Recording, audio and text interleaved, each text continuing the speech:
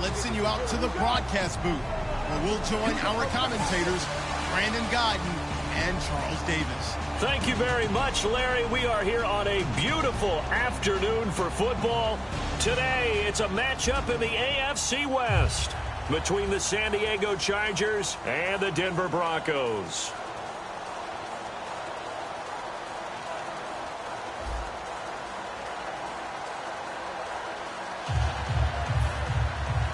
Josh Lambo now ready to put this one in the air. And off we go from Sports Authority Field. The return comes now from Jordan Norwood. And he'll get it up to about the 26-yard line, just across the 25. So here are the Broncos now for their opening drive. And we get a glance here at their leader, the man who will be calling the plays under center.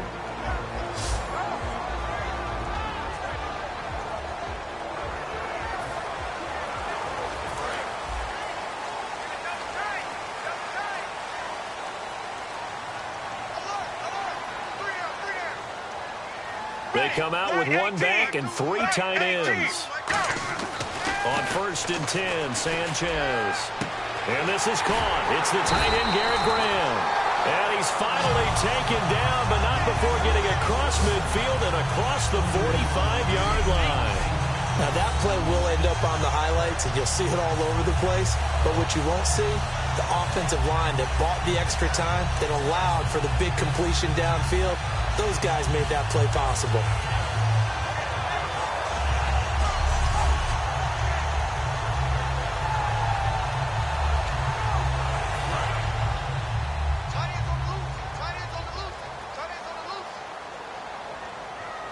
Set, black 35. Black 35. On 1st down, here's Sanchez. Going to try a deep ball for Norwood. A 50-50 ball here, and it's intercepted. Picked off by Casey Hayward. And a big turnover there as his guys will get the football back. Certainly not how they envisioned ending their opening drive here in the first quarter. Too many ones in this play. First quarter, first drive, first interception thrown. And that last one, that hurts.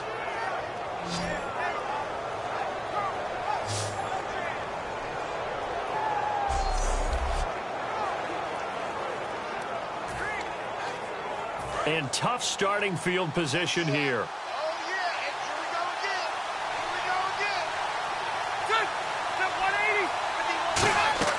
Following the interception here, Rivers. And his first look is incomplete. He was looking for Travis Benjamin that time. And that'll bring up 2nd down. So much of this game is about leverage. We always talk about low man wins in the trenches. Well, it's like that in just about every position. And sometimes, if you lose that leverage and you're losing the battle, just jump up at the line of scrimmage and try and bat the ball away. And that's exactly what happened there. Calling no gain on the run there, and now they'll be looking at a 3rd down. Yeah, I think the blitz there really disrupted the draw. Yeah, and it's usually when you catch them in a blitz, the draw works pretty well. If you're the offensive coordinator right now, that's visor throwing time, isn't it? Because that's supposed to work in a big way. On 3rd down, Rivers. And he's going to go down right near the goal line. The officials look at each other. They're going to mark him at the 1-yard line. And, yes, that is something Von Miller does very well. 13.5 sacks last year, 2nd in the league, and was right in the running for Defensive Player of the Year. Again. And if he plays full seasons or nearly full seasons, he'll be in that running for the rest of his career. I love his ability to bend coming around the corner, and sometimes we don't talk about that enough. His ability to have the best leverage, get lower than the offensive tackle, yet still running at full speed and wrapping his way around the corner and getting to the quarterback. He'll send this one into the mile-high air, and it's a good one. And Sanders now to return. Wow, evasive. Make a miss. 12 yards on the return that time. And the offense will come back onto the field for the 1st and 10. And the Charger defense now making their way back out onto the field. They got a little steam following the interception the last time they were out there, Charles. And they wanted to keep that going now because once you get one, he wanted to multiply and turn into a bunch more. And right now, they're putting up their version of a no-fly zone. No fly zone. I like that. We had a flyover before the game. Yeah, but this time they would intercept it. Trying to shake off the interception from the last drive. He'll look to throw. And he's brought down. 13 yards there on the pickup. And it's a first down for the Broncos. Sanders, the former SMU product, had 79 catches last year, over 1,000 yards. 5 touchdowns. They're going to need more of him in Denver if they want to get back into the playoffs. Part of a great tandem, he and Demaryius Thomas. And Demaryius plays out wide. He's one of those guys that you send him out there and let him work one-on-one and use his big body and his big frame to get open. Manuel Sanders, he has the ability to work inside as well. And he's not just quick. He's also fast. And he's dependable for a quarterback because a lot of the routes he runs are right in the sight line. Easy throws for a QB. Give him 10 yards on the pickup, and it'll be second and very short. Seeing that play and understand just how tough it is to cover tight ends, especially the ones running around the NFL nowadays, makes me glad I didn't make it in that league. I would have had a really difficult time. But now you get to sit up here with me. Yeah, and that's fun, isn't it? And what a really nice game right there on first down for them. Brings up a nice second down for them.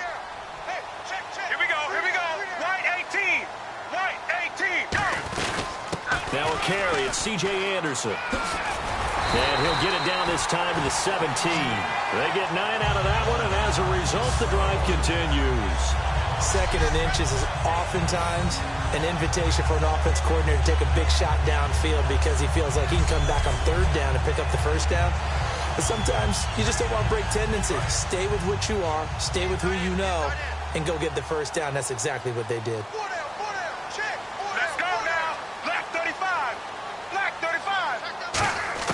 Sanchez from the red zone now.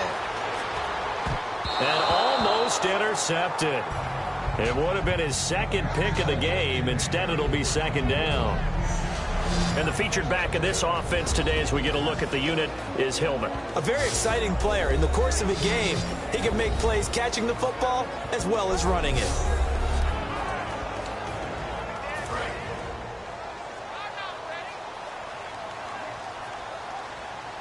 They'll come out in the pistol. Here we go. White 18. White 18. Go. Back to the air. Sanchez on second down. And he slings one that's incomplete. He was looking for Jordan Norwood that time. And it's third down. And we'll take a look quickly at the San Diego defense. I've always loved Brandon Mebane. From the time I watched him play in college through many, many productive years in the NFL, one of the best defensive tackles in the game.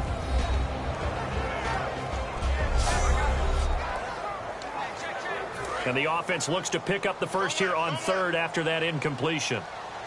They'll put 2 receivers left, 2 to the right.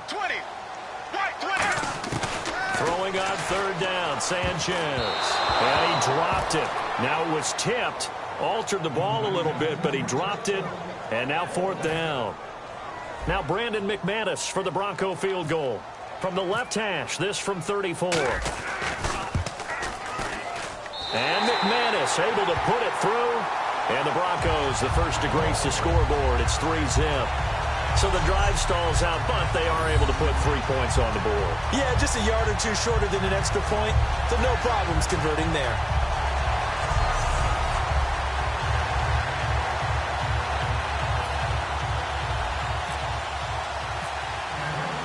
After splitting the uprights, McManus to kick it away. And the mile-high air in full effect as that's out of the back of the end zone for a touchback. And out comes a San Diego team that finished the season at 5-11. Phillip Rivers, he led the NFL in a bad stat. Interceptions thrown. Second time in his career that he's thrown at least 20 interceptions. Now, look, he's had a great career, but a little wild with the football this season. A little wild with the football, I think in large part because he's trying to create plays that maybe just weren't there. Remember, Keenan Allen, his top receiver, went down early in the season. Can you name the rest of the guys? That's where it got tough for him. I thought Tyrell Williams did a nice job stepping in, but all in all, he didn't have Antonio Gates for an entire season. Give Phillip Rivers those weapons around him, and I think we'll see the Phillip Rivers of old one more time. Give him 13 on the pickup there, and that'll be good for San Diego first down. I know an injury knocked Melvin Gordon out of the last couple of games, so he missed his opportunity to get to 1,000 yards.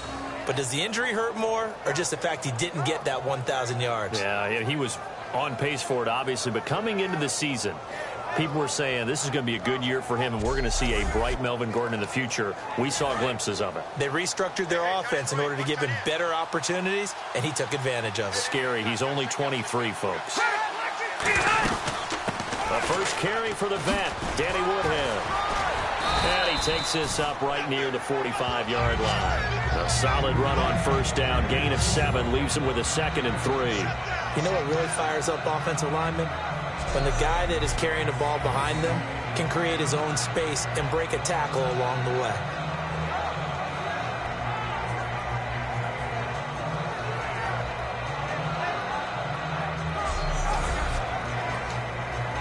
See if they stay on the ground for 2nd down. One receiver left, that's Allen. Now a 2nd down throw for Rivers. And this is caught. First catch for Keenan Allen. And he'll be taken down, but not before getting this inside the 30.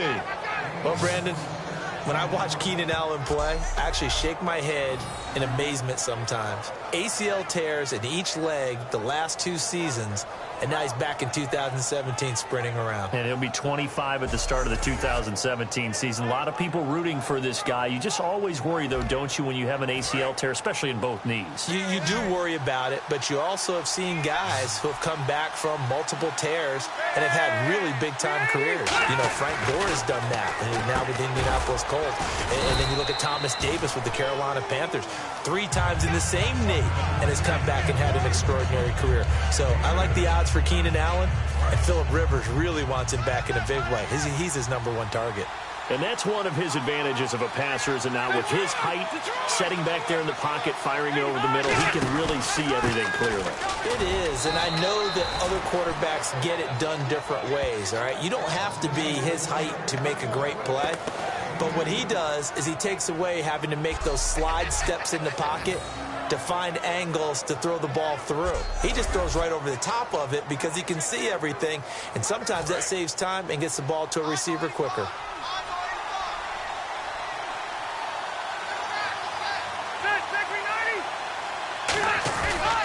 Rivers now gives to Woodhead. Looking for a seam, but finding none. He'll get back to the line of scrimmage, and that's it. A couple of Broncos there in on the tackle.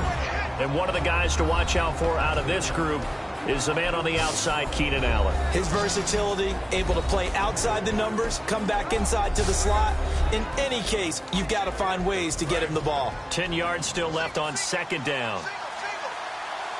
One receiver left, that's Allen. And that one was relatively easy to see. I noticed that from up here. Yeah, it doesn't take a whole lot, does it? Sometimes you get multiples. What I always love on these offsides is when each side points at the other. Hey, you did it. No, you did it. They deciphered that one correctly. Still 7.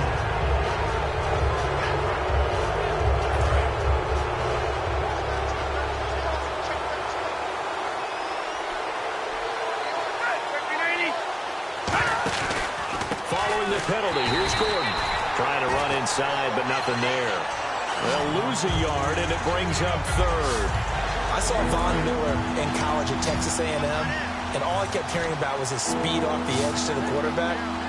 But what impressed me, his balance and his ability to take on blocks and be a force in the run game, as we just saw there. That's going to be caught at the 10-yard line. And he's able to pick up the first before he's brought down inside the 5 at the 4. Personal foul, roughing the passer, defense. Roughing the passer, that's shades of Charles Davis back in his playing days. Oh, I sure wish it had been, Brandon. Back in my day, I didn't hit anyone hard enough to rough the passer. I had a number of teammates that handled that for me. They'll try and punch it in. Gordon, and he'll get blown up behind the line of scrimmage. Back at the 6. A loss of a full 3 yards, and now it's 2nd down. Well, the person carrying the ball is always the easy target when things aren't going so well. But I think it's a combination with the Chargers. They've got to get the offensive line going in order to improve those numbers from last year. They weren't very good running it, partner. No, they were bottom of the AFC, 2nd to last in the entire NFL. Second down, goal to go from the 6. A toss play, Gordon. And he goes backwards on this one, losing yardage to the 7. It's a loss of 2, now third down. So they're back at the 7 now for third and goal. Not only was that a terrific play, but that loss of yardage they created this close to their own goal line, that gives them a little breathing room now as they move them back. Into double coverage, and it's intercepted. A great read, and it's picked off. And a big turnover there as his guys will get the football back.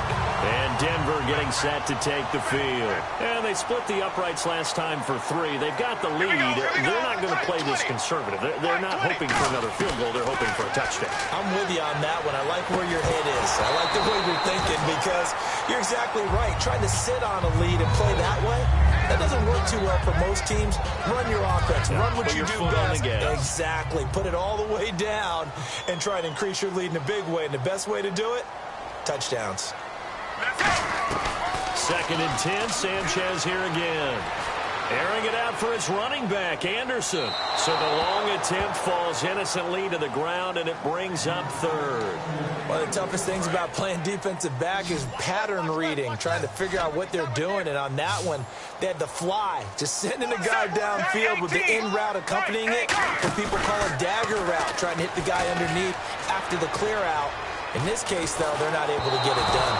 Yeah, they said forget the underneath route. They went for the guy on the fly, but as you said, incomplete.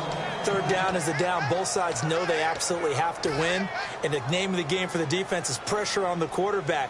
But pressure on the quarterback with contact, that's how you end up winning it. And they're going to fake it from deep in their own territory. And this is incomplete. A huge gamble, and it does not pay off. Anytime a fake doesn't work, we usually focus our attention on the guys that were unsuccessful. But how about the defensive guys? They have to plan all week. They have to prepare all week. Special teams, they look like they were educated for that one. Educated on their toes and getting a big stop. His throw caught at about the 5. It's a really nice 15-yard pickup, and now it's first and goal.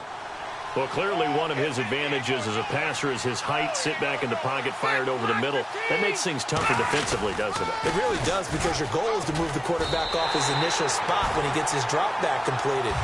But when you have that type of height, he can stay in there if he's willing to take the hits and just fire over the top, which saves him time and actually completes a play a little bit quicker than it normally does for a quarterback who has to slide and find open space to throw.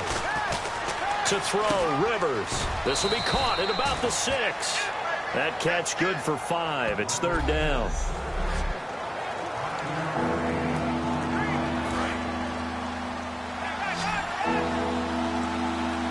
One receiver left. That's Allen. Third and goal for Rivers. He dropped it. Couldn't hang on in the end zone. So no 6 points, incomplete. After all the preparation, all the practice, a play like that will absolutely break your heart. They had everything they wanted, just unable to complete it. In the end zone, a big-time drop. And Lambeau will put this one through, and that will tie us at 3-3. So this offensive unit, they've now had 3 drives, and they only have 3 points to show for it. Payoff is the key for everything. How many offenses have we talked to that say we have to finish drives? Thus far, this team hasn't finished it quite the way they wanted to. And it's a pretty good return here as he'll get it up to the 29-yard line.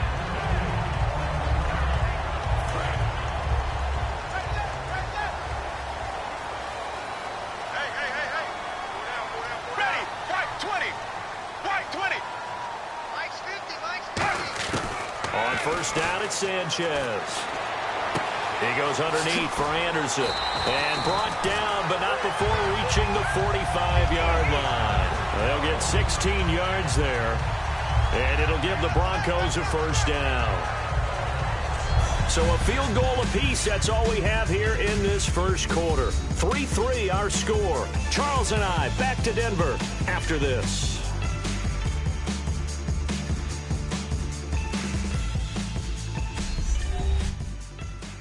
This presentation of the NFL on EA Sports is brought to you by Gatorade, the sports fuel company.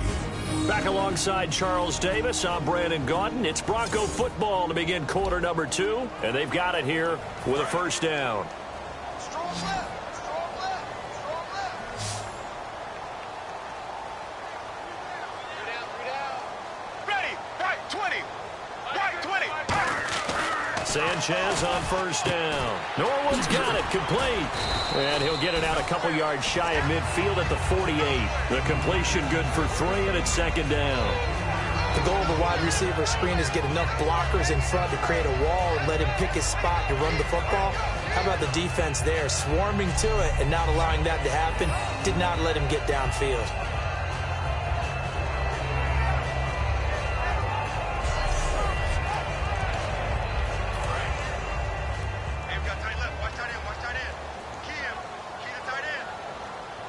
Let's go now. Left 35. Check 35. To throw on second down is Sanchez. Completes it to Norwood. Only 3 yards on the catch. It's third down. When you see zone defense and you know you've got a drag route on as your primary call, you've got to be really careful as a passer about how far you let your guy go because he might wander into some tough coverage. Right 20. Sanchez throwing again. He rifles one that's intercepted. Picked off by Brandon Flowers. There he goes right side. And they will finally run him down, but not until he brings